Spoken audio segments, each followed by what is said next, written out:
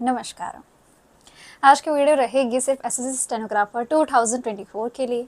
जो भी एस्पिरेंट इस एग्ज़ाम की तैयारी कर रहे हैं उनके लिए वीडियो रहने वाली है। इस टॉपिक के ऊपर हम पहले भी बहुत बार बात कर चुके हैं कि हमें टियर 1 कैसे करना है। इसके बारे में बहुत सी स्ट्रैटेजी मैंने आपको प्रोवाइड पहले भी कर रखी है। हर एक डिटेल स्ट्रैटेजी, चाहे वो इंग्लिश की हो, चाहे वो रीजनिंग की हो, चाहे वो जीएस की हो, सो मैं आपके लिए प्लेलिस्ट का लिंक यहाँ पे आई बटन पे दिखा दूंगी। अब वहाँ जाके उन सारे ही वीडियोज़ को शुरुआत से देख सकते हैं। ठीक है, वहाँ से आपको जो भी आपकी जानकारी है उसके बारे में आपको सब चीज़ें पता चल जाएगा। आज बात होगी हमारी स्किल टेस्ट के ऊपर और ये रहेगी हमारी 4 मंथ स्ट्रेटजी। क्लियर है? चलिए बात करते हैं इस टॉपिक के ऊपर। मैंने एक वीडियो बनाई थी कि हमें हिंदी स्टेनो यूज़ करनी चाहिए या फिर इंग्लिश स्टेनो यूज़ करना है, कि हम किस मीडियम में जाके इस स्किल टेस्ट को सीखें। तो उसके ऊपर हम पहले भी बात कर चुके हैं। ठीक है, उस वीडियो में मैंने आपको बहुत अच्छे से बताया था कि अगर आप हिंदी शॉर्ट हैंड सीखते हैं या फिर आप इंग्लिश शॉर्ट हैंड सीखते हैं तो उसके क्या प्रोज एंड कॉन्स रहने वाले हैं। उसके लिए आप आई बटन पे क्लिक करके वो वीडियो भी वहाँ से देख सकते हैं। तो आपको जो भी डाउट रहेंगे क्या रहने वाली है आपकी वीडियो, क्या मैं शॉर्ट हैंड सीखूँ, किस तरह से सीखूँ, वो सारी चीज़ें आपके ऊपर आपको आराम से क्लियर हो जाएंगी। क्लियर है इस चीज़ का? ठीक है, अभी हमें समझना है कि हमें किस तरह से प्रिपेयर करना होगा अपने स्किल टेस्ट के लिए, बिकॉज हम इससे पहले बहुत सारी स्ट्रैटेजी के ऊपर बात कर चुके हैं। देखते हैं इधर हमारा जो एप्लीकेशन फॉर्म रहने वाला है वो किस टाइम पे आने वाला है हमारा। ठीक है, तो ये आपका आएगा 16 जुलाई को आपका एप्लीकेशन फॉर्म आने वाला है। फिर उसके बाद आपका जो एग्ज़ाम रहने वाला है वो आपका अक्टूबर नवंबर 2024 में, आपका अक्टूबर नवंबर के टाइम पे आपका एग्ज़ाम जो होगा वो आपका कंडक्ट हो जाएगा। उसके बाद आपका जो स्किल टेस्ट है जिसके ऊपर हम बात करने वाले हैं आज इस वीडियो में कि स्किल टेस्ट कैसे होने वाला है, क्या होने वाला है, तो आपका स्किल टेस्ट जो हम देख रहे हैं प्रीवियस पैटर्न के हिसाब से कि किस मंथ में कंडक्ट करवाया जा रहा है, वो आपका जनवरी मंथ है जिसमें आपका स्किल टेस्ट कंडक्ट करवा लिया जाता है। अभी हम जून में हैं, आपको जनवरी तक जाना है, तो हमारे पास आराम से 6 महीने का टाइम है स्किल टेस्ट को तैयार करने के लिए। अब आपको ना कुछ एक मिसकंसेप्शन अपने दिमाग से हटाइए कि सभी लोग जो हैं वो इतना ही टाइम से हैं, बिकॉज जो पहले से जो स्टूडेंट हैं, जो रिपीटर्स हैं, जो इस एग्ज़ाम को पहले दे चुके हैं बट मेरिट से बाहर हो चुके हैं, उनके लिए ये चीज़ ज़्यादा ईजी हो जाएगी बिकॉज वो एक बारी चीज़ें ख़त्म कर चुके हैं। बट अगर आप बिगिनर हैं तो उनके लिए ज़्यादा मेहनत का टाइम अब आ चुका है और आपको अपने टियर 1 के ऊपर भी अच्छे से फोकस करना है जो कि अक्टूबर नवंबर में होगा। उसके बाद अपने स्किल टेस्ट के ऊपर भी अच्छे से फोकस करना है जो आपका जनवरी में इकट्ठा करवा लिया जाएगा। तो मेरे हिसाब से जो भी डेट है वो आपको क्लियर हो चुकी है। अक्टूबर नवंबर तक के लिए आपके टियर 1 का टाइम है, तो अच्छे से प्रिपेयर करिए, जाके स्ट्रेटेजी वीडियोस देख सकते हैं। और स्किल टेस्ट की बात करें तो इसके ऊपर हम डिटेल में बात करने वाले हैं। मैंने आपको पहले बोला था कि आपने अपना शॉर्ट हैंड चूज़ कर लिया कि आपका मीडियम कौन सा रहने वाले है। मैंने आपको ये भी कहा था साथ में कि जो भी आप स्किल टेस्ट के लिए प्रिपेयर करने वाले हैं, ठीक है, वो आप जाके ऑफलाइन सेंटर से सीख सकते हैं। अपने नियर बाय जाइए, जो भी ऑफलाइन सेंटर है वहाँ से जाके सीख सकते हैं। बट प्रॉब्लम ये आई कि बहुत से ऐसे स्टूडेंट भी हैं जो ऐसे एरिया से बिलोंग करते हैं जहाँ पर स्टेनोग्राफर के जो भी कोचिंग सेंटर होते हैं, जहाँ पे स्टेनो सिखाई जाती है या फिर जहाँ पे स्टेनो शॉर्ट हैंड सिखाई जाती है, वो वहाँ पर नहीं है। ठीक है, तो ऐसे में उनके लिए क्या होगा, उनके पास तो एक ही ऑप्शन बचता है कि वो ऑनलाइन बैच खरीद लें। बट ऑनलाइन बैच का अगर मैं आपको सिनेरियो बताऊं तो रेंडमली कोई भी बैच देने को तैयार है। वो ना ही खुद क्वालिफाइड है, ना उन्होंने वो एक्सपीरियंस लिया है, बस इस चीज़ की मांग हो रही है तो वो अवेलेबल करवा देते हैं।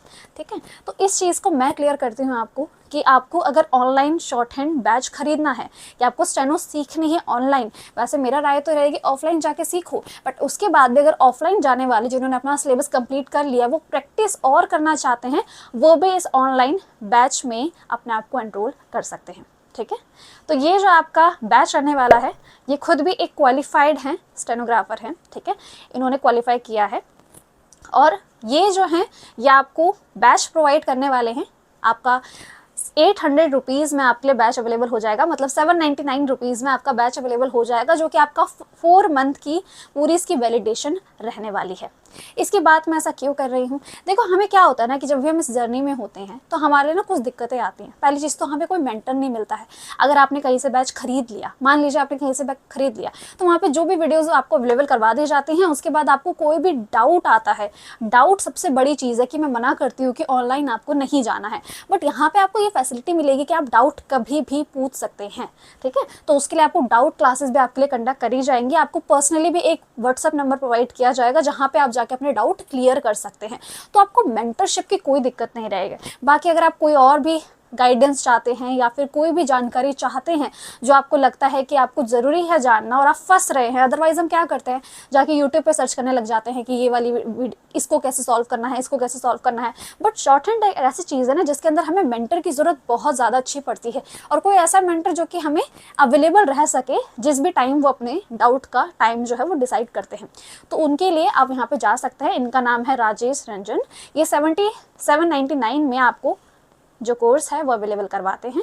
इनसे जाके आप व्हाट्सएप पे मिल सकते हैं, व्हाट्सएप पे इनको मैसेज करिए, ये आपको पूरी डिटेल्स जो है वो बता देंगे। अगर आप ये कहेंगे कि आप मेरे चैनल के थ्रू वहाँ पे आए हैं तो मे भी आपको थोड़ा बहुत डिस्काउंट मिल जाता है, बट फाइनल प्राइस आपका 799 ही रहने वाला है। तो ये चीज़ आप जाके बात कर सकते हैं। जो भी चीज़ें रहेंगी कि देखिए, अगर मैं इनके बारे में जिक्र कर रही हूँ तो किसी वजह से कर रही हूँ, ठीक है, ऐसी रेंडमली किसी के भी बारे में नहीं बोलती हूँ। आप ये सी चीज़ें जानते हैं, ज़्यादातर मैं बुक्स का सजेशन देती हूँ।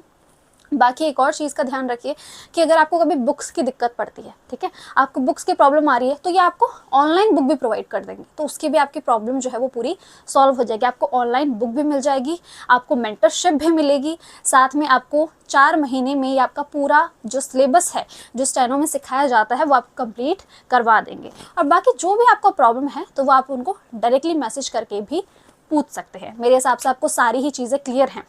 अब आप कहेंगे मैम 4 मंथ इनफ रहेगा क्या सीखने के लिए? देखिए 4 मंथ जो होते हैं ना, इसके अंदर हम आराम से 3 से 4 महीने बहुत आराम से आप स्टेनो का जो सिलेबस है उसे कंप्लीट कर सकते हैं, और आपके पास आराम से 6 महीने का टाइम है। तो क्या ये ज़्यादा है? नहीं, क्योंकि 4 महीने तो आपको सिर्फ शॉर्ट हैंड सीखने में लगेंगे, उसके बाद उसकी प्रैक्टिस बनाते बनाते बनाते आपको 2 महीने एक्स्ट्रा लग जाते हैं। तो आपके पास सफिशिएंट टाइम है, इस चीज़ को बिल्कुल भी वेस्ट मत करना और जाके एनरोल कर सकते हो।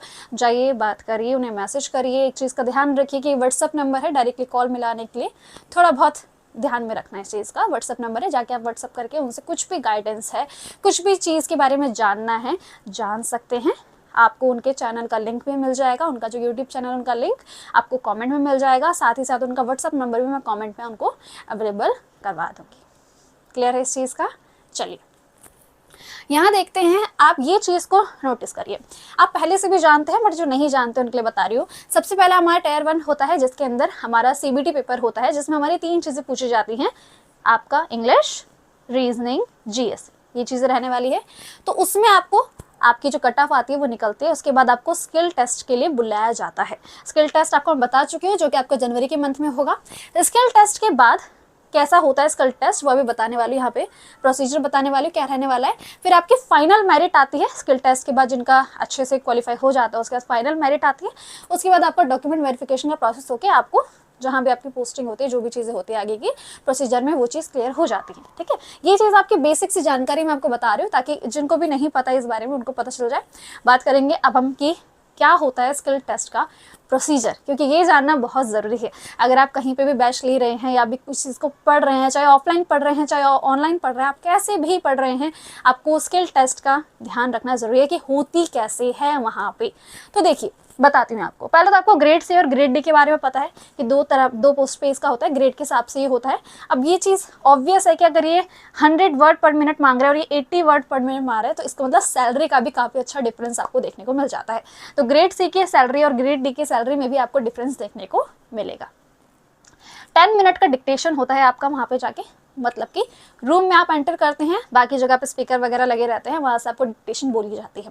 ग्रेड C वालों के लिए ऑब्वियसली अलग डिक्टेशन होती है, ग्रेड D वालों के लिए अलग होती है, अलग तरह से होगी, अलग रूम में बिठाया जाएगा, वो सही चीज़ प्रोसीजर रहता है। तो आपको 100 वर्ड पर मिनट आपको डिक्टेशन जो है, अगर आप ग्रेड C का कर रहे हैं तो आपकी इतनी अच्छी खासी स्पीड आपकी जानी चाहिए, और अगर आप ग्रेड D के लिए कर रहे हैं तो आपको 80 वर्ड पर मिनट तक की स्पीड जो है वो आपकी जानी चाहिए। समझ आ रहा है कुछ चीज़ें? चलो, स्टेनो होती क्या है ना, ये चीज़ डाउट आ रहा है क्या? मेरे हिसाब से बहुतों को पता होगा, बट जिनको नहीं पता बताती हूँ। मैं कह रही हूँ कि मैं ये जो बोल रही हूँ इसको ज़रा लिखिए, मैं ये जो बोल रही हूँ इसको ज़रा लिखिए, इतनी ही स्पीड में जितनी स्पीड में मैं बोल रही हूँ, आप इतनी स्पीड में नहीं लिख पाएंगे। इसीलिए शॉर्ट हैंड बनाई गई, स्टेनोग्राफी बनाई गई, जिसको हम एक अलग अलग से सिम्बल्स यूज़ करके हम उससे बड़े से पैराग्राफ को छोटे से सिम्बल्स में कंसाइज करके लिख लेते हैं। इसे ही शॉर्ट हैंड कहते हैं। ठीक है, तो इतनी चीज़ क्लियर हो चुकी है। तो आपको वहाँ पे स्पीकर्स लगे होंगे, आपको वो बोलेंगे और आपको वहाँ पे लिखना होगा। आपको एक पेज, एक पेन प्रोवाइड कर दिया जाएगा, आपको लिखना होगा, वो बोलते रहेंगे आपको लिखना है, दैट्स इट। बहुत सारे बच्चे एक साथ बिठा दिए जाते हैं और उसके बाद आपको लिखना होता है, ठीक है। उसके बाद टाइपिंग का क्या सिनेरियो है, ठीक है, टाइपिंग के बारे में बात करते हैं। अब जैसे ही आपने वो चीज़ें लिख ली हैं, अब उस पेज को ले लिया जाता है, फिर उसके बाद आपको थोड़े मिनट का रेस्ट दिया जाता है। उसके बाद उस पेज को आपको वापस देके आपको कंप्यूटर लैब में ले जाया जाता है, जहाँ पे टाइपिंग होगी आपकी। टाइपिंग बोले तो टाइपिंग मतलब कि जो कि आपने लिखा है ना अपनी शॉर्ट हैंड में, आपने स्टेनो में जो चीज़ें लिखी हैं, जो स्पीकर से सुनाई दी थी, आपने लिखा था, अब इस लिखे हुए को आप ट्रांसलेट करके वापस हिंदी या इंग्लिश जिस भी मीडियम में आप कर रहे हैं उसी में ही करेंगे। मतलब आपको सुन के स्टेनो लिखनी भी आनी चाहिए और लिखी हुई को पढ़ के इंग्लिश या हिंदी में ट्रांसलेट करना भी आना चाहिए, ठीक है। तो इससे क्या होगा, एक्यूरेसी आपको पता चलेगी आपने जो लिखा है उससे आप पढ़ पा रहे हैं या नहीं, ठीक है। तो आपकी टाइपिंग जो रहती है, देखो अगर आप इंग्लिश मीडियम से है तो आपकी टाइपिंग भी इंग्लिश में रहेगी, अगर आप हिंदी मीडियम से है तो आपकी टाइपिंग भी हिंदी में ही रहने वाली है।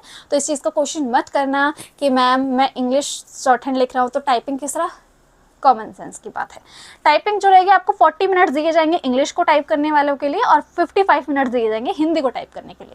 अब पॉइंट ये है कि किसी किसी की स्पीड बहुत अच्छी होती है टाइपिंग, तो हाँ ये चीज़ भी क्लियर कर लो, शॉर्ट हैंड में सीखेंगे टाइपिंग भी सीखनी होगी। 30 से 35 स्पीड जो होती है वो नॉर्मल होती है, अच्छी खासी बना सकते हो और अच्छा टाइम है कि आप जल्दी टाइप कर लोगे और उसके बाद आपको एडिट करने का भी टाइम एक्स्ट्रा मिल जाएगा। रूम से बाहर नहीं जाने देंगे, जब पूरा टाइम खत्म होगा तभी आप रूम से बाहर जा पाएंगे, इसलिए आपके पास अच्छा खासा टाइम होगा कि आप उसे एडिट कर सकते हैं, ठीक है। अब हम ग्रेड डी की बात करते हैं, 80 वर्ड पर मिनट। इसके अंदर भी आपका सेम प्रोसीजर वही रहेगा, स्पीकर वगैरह नॉल आपको दिया जाएगा। टाइपिंग के लिए जब आपको ले जाया जाएगा तो अगर आप इंग्लिश मीडियम से हैं तो आपको 50 मिनट दिए जाएंगे, अगर आप हिंदी मीडियम से हैं तो आपको 65 मिनट का टाइम दिया जाएगा। जो भी आपने लिखा है स्टेनो में उसे आप टाइप करेंगे कंप्यूटर पर बैठ के और उसे टाइप करेंगे इंग्लिश या हिंदी जिस भी मीडियम में आपने उसे चूज़ किया है। मेरे हिसाब से बहुत अच्छे से क्लियर हो चुका है कि क्या स्टेनो का प्रोसीजर रहता है, ठीक है। अब बात करते हैं इसके ऊपर कि कितना समय लगेगा शॉर्ट हैंड सीखने में। डिपेंड करता है कि आप कितना ज़्यादा टाइम दे पा रहे हैं अपने स्टेनो के लिए। आपको स्टूडेंट वो कह रहे हैं कि मैम डेली मैं कोचिंग जाता हूँ या फिर ऑनलाइन बैच से जो भी मुझे वीडियो प्रोवाइड की जाती है मैं उसको देखता हूँ, वो वीडियो 1 घंटे की होती है और उसमें मेरे को लगता है कि मैंने प्रिपेयर कर लिया। और आपके मुताबिक अगर जो मेरा स्टेनो है वो 3 से 4 महीने में ख़त्म हो जाता है, इसका मतलब अगर मैं दिन में 1 घंटा पढ़ूंगा तो मैं आराम से 3-4 महीने में ख़त्म कर लूँगा। ऐसा नहीं होता है, डिपेंड करता है कि आप कितने बिगिनर हैं, कितना है। तो अगर आप बिगिनर हैं तो आपको आराम से 3 से 4 घंटे अपने डेली के देने पड़ते हैं स्टेनो को। अगर आप थोड़े बहुत आपने सिलेबस कर लिया है तो 2 घंटे सफिशिएंट आपके लिए रहता है, ठीक है। तो इस हिसाब से देख लेना, अगर आप पहले ही सिलेबस कभी खत्म कर चुके हैं तो 2 घंटा ही देना, बाकी आप बाकी चीज़ों के ऊपर मेहनत कर सकते हैं। बट अगर आपने कभी भी नहीं किया है, आप बिगिनर हैं, आप बैच की सोच रहे हैं या ऑफलाइन कोचिंग सेंटर के बारे में जान रहे हैं, तो उस केस में जो आपका जो टाइम पीरियड रहेगा वो आपका 3 से 4 महीने का रहता है। अगर हम सारी चीज़ों के हिसाब से आपका टाइम देखें तो आपके पास अभी भी 6 महीने का टाइम बहुत अच्छे से है। उसमें से 4 महीने आपको अपना बैच या फिर आपका जो भी आपका सिलेबस है उसे कंप्लीट करने में जाता है। उसके बाद आपके 2-3 महीने जो जाते हैं वो आपको उसको प्रैक्टिस से अच्छा करने में। अगर आप ग्रेड सी के लिए कर रहे हैं तो आपको 100 करना होगा और अगर आप ग्रेड डी के लिए कर रहे हैं तो आपको 80 वर्ड पर मिनट करना होगा। तो डेडिकेशन के हिसाब से जितना टाइम आप दे सकते हैं दिन भर में उतना दीजिए, क्योंकि आपको अपने टायर 1 के लिए भी अच्छे से प्रिपेयर करना है। जब टायर 1 पास करोगे, उसमें क्वालिफाइड होगे, तभी जाके आप स्किल टेस्ट में बैठ पाओगे। तो अपने टाइम का मैनेजमेंट जो होगा ना वो बहुत अच्छे से करना, डिवीजन अच्छे तरीके से उसको बांट के रखिए कि किस तरीके से आप क्या करने वाले हैं, किस तरीके से आप क्या करने वाले हैं। और जो भी दिक्कतें आती हैं, ठीक है, अपने पास एक अच्छा सा मेंटर रखिए जो पहले से ही क्वालिफाइड है, उनके से ज़्यादा अच्छा रहेगा क्योंकि उनके पास अच्छा खासा टाइम होता है, ठीक है। और पॉइंट ये है ना कि उन्होंने वो सारी चीज़ें जो है वो सिनेरियो हैं वो देख चुके हैं, तो उनको पता रहता है कि हमने क्या क्या चीज़ें फेस करनी होती हैं।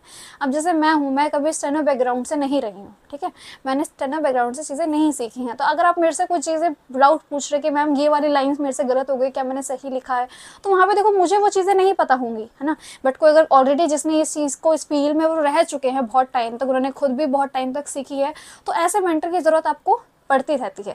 तो उसलिए ऐसी चीज़ डिसाइड करके रखिए जहाँ भी दिक्कतें आती है। वैसे जो भी गाइडेंस की वीडियोस होती हैं, जो भी चीज़ें जाननी होती है वो चीज़ मैं आपको अवेलेबल करवा देती हूँ, क्योंकि मेरे कॉन्टेक्ट में भी बहुत सारे स्टेनोग्राफर हैं जिन्होंने अपना रिजल्ट निकाला है। अभी जो रिज़ल्ट रिसेंटली आया था, उसमें उनकी पोस्टिंग वगैरह का सिनेरियो भी चल रहा है। तो वहाँ से मुझे सारी चीज़ें जो गाइडेंस होती है, जो भी चीज़ें नई नई जाननी होती है, वहाँ से मैं जान पाती हूँ। बाकी खुद भी थोड़ी बहुत रिसर्च करके चीज़ें पता चल जाती हैं। बट मेरा मानना आपके लिए यही रहेगा कि आप जाके एक मेंटर को ज़रूर चुनिए जो आपको छोटी छोटी जगहों पर आपको हेल्प कर सके। बट पूरा कभी भी डिपेंड मत होना किसी भी मेंटर के ऊपर। आपको अपने टाइम को अपने हिसाब से डिवाइड करना होगा, इतनी देर में ये करूँगा, इतनी देर में ये करूँगा, इतनी देर में ये करूँगा। पॉइंट ये है कि अगर आपको लग रहा है कि 6 महीने बहुत ज़्यादा हैं, ये 4 महीने बहुत ज़्यादा है, तो ऐसा बिल्कुल भी नहीं है। टाइम बहुत कम है, बहुत जल्दी निकल जाएगा। यही टाइम है जिसमें आप बहुत अच्छे से मेहनत कर सकते हो। ऑलरेडी हम 6 मंथ में आ चुके हैं इस ईयर के, बहुत सा टाइम ख़त्म हो चुका है। मुझे 5-6 महीने हो गए, मैंने जनवरी में ही स्टेनो की वीडियो बनाना शुरू किया। जब मैं आपको बता रही थी कि अभी आपके पास 1 साल है, देखिए टाइम कितना जल्दी ख़त्म होते हुए आया और आपके पास आपके 4-5 महीने ही बच रहे हैं। तो अच्छे से प्रिपेयर करिए, जहाँ पे भी डाउट आता है करिए। बाकी मैंने जीएस के लिए भी चीज़ें प्रोवाइड करवाई हैं आपको। पॉलिटी का बैच आपको फ्री में अवेलेबल करवा रखा है, ठीक है, यूट्यूब पे जाके चेक कर सकते हैं। ज्योग्राफी का बैच फ्री में अवेलेबल करवा रखा है, वो भी जाके आराम से आप चेक कर सकते हैं। बाकी स्किल टेस्ट के लिए तो मैं यही कहूँगी कि जितना ज़्यादा प्रैक्टिस करेंगे उतने ज़्यादा ही अच्छे होते चले जाएंगे। ऐसा नहीं है कि 4 या 6 महीने कम हैं। आप डेडिकेटेड होके अच्छे से अपना टाइम डिवाइड करके अगर आप चीज़ों को करते हैं ना, तो सारी ही चीज़ें, आपका सफ़र जो होगा वो बहुत आसान हो जाएगा। क्योंकि देखो, जब आपका स्टेनो, जब आप एग्ज़ाम में बैठ गए, आपका अक्टूबर नवंबर एग्ज़ाम हो जाएगा, उसके बाद आप फ्री हैं, स्किल टेस्ट का फ्री है। तो अगर आप उससे पहले ही अपना सिलेबस कंप्लीट कर लेंगे तो उस बीच में आप बहुत अपने आप को स्पीड में कर सकते हैं। और जैसे ही आपका रिजल्ट आएगा उसके बाद तो आपका जल्द ही स्किल टेस्ट कंडक्ट करवा दिया जाता है। तो वो टाइम भी आपके पास बहुत अच्छा रहेगा अपने आप को शार्पन करने के लिए, अपने स्किल के ऊपर काम करने के लिए कि आप शॉर्ट हैंड कितने अच्छे से कर पाते हैं। लोगों से सुनिए, कोई वीडियो चला लीजिए, उसको ट्रांसलेट करने बैठ जाइए, फिर उसी को टाइपिंग भी करिए, ठीक है। टाइपिंग करने में, सीखने में मैं आपको बताती हूँ, 1 महीना मेरे हिसाब से अगर आप डेली 15 से 20 मिनट करते हैं तो 1 महीना बहुत सफिशिएंट रहेगा आपके लिए। आप अच्छे से टाइपिंग सीख जाएंगे। पर शॉर्ट हैंड को सीखने के लिए आपको 3 से 4 महीने लगते हैं, और शार्प करने में, मतलब अच्छे से स्पीड बनाने में आपको 6 महीने तक का टाइम लग जाता है, जो टाइम आपके पास है। इसीलिए इस वीडियो को बनाया जा रहा है कि आखिरी मौका है, शुरुआत कर लीजिए, फिर आप बैठ जाओगे। अगर आपने टायर 1 पास कर भी लिया, सोचिए आप पढ़ाई में बहुत अच्छे हैं, आपने प्रिपेयर कर लिया, बट स्किल टेस्ट में नहीं निकले तो कुछ नहीं होने वाला है ना। फिर कहाँ से होगा? फिर अगले साल ही वेट करना, फिर अक्टूबर नवंबर का, फिर जनवरी का, तो ऐसे साल साल बीतते चले जाएंगे। और 1 साल ही जमकर मेहनत करनी होती है। अगर आप पहले से ही प्रिपेयर करते आ रहे हैं अपने सिलेबस से रिगार्डिंग, तो बहुत अच्छी बात है। आप बहुत सी चीज़ें कंप्लीट कर चुके हैं, आपका टाइम ऑलरेडी डिवाइड अच्छे से हो चुका है, आप इन्वेस्ट कर चुके हैं अपने टाइम को, और आपके पास जितना भी टाइम है आप उसे अपने हिसाब से पढ़ सकते हैं, है ना। उस चीज़ को अपने हिसाब से पढ़ सकते हैं। तो उस चीज़ का टाइम का है जो अच्छे से यूज़ करिए। डेली टाइम टेबल बनाइए रात में सोने से पहले कि इतनी देर में स्किल टेस्ट करूँगा, इतनी देर में ये करूँगा, इतनी देर में ये करूँगा। और जितनी ज़्यादा प्रैक्टिस होगी उतना ही अच्छा आपका रिस्पांस आएगा, आप स्किल टेस्ट में अच्छे से परफॉर्म कर पाएंगे। मेरी अकेली यही राय है आपके लिए कि एक अच्छे से सिलेबस कंप्लीट करिए। उसके बाद जितनी ज़्यादा प्रैक्टिस करेंगे उतने ज़्यादा अच्छे होते चले जाएंगे। मुझे पता है कि आपको बहुत अच्छे से पता है, जितनी ज़्यादा प्रैक्टिस करूँगा वो कर लूँगा।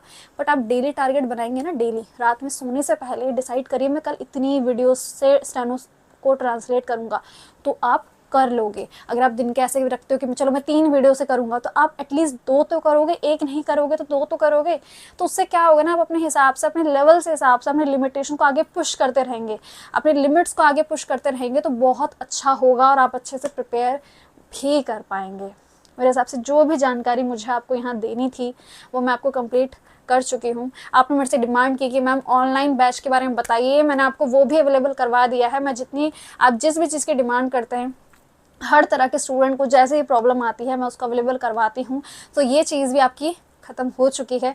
सो अब आपका टाइम है, अपने हिसाब से बैच चूज़ करिए, जाके पढ़ाई कीजिए, अपने टाइम को डिवाइड कीजिए। और अगर 6 महीना मस्ती ज़्यादा नहीं करोगे, डेली का 1 घंटा मस्ती का निकालिए, जो भी आपको चिल करना है, बाहर घूमना है, मम्मी पापा के साथ बैठना है, वो निकालिए। और बाकी पूरा टाइम स्टडी के अराउंड घुमाइए। ये नहीं कि पूरे दिन भर में निकालूंगा कि इस टाइम पढ़ूंगा, ऐसे मत करो।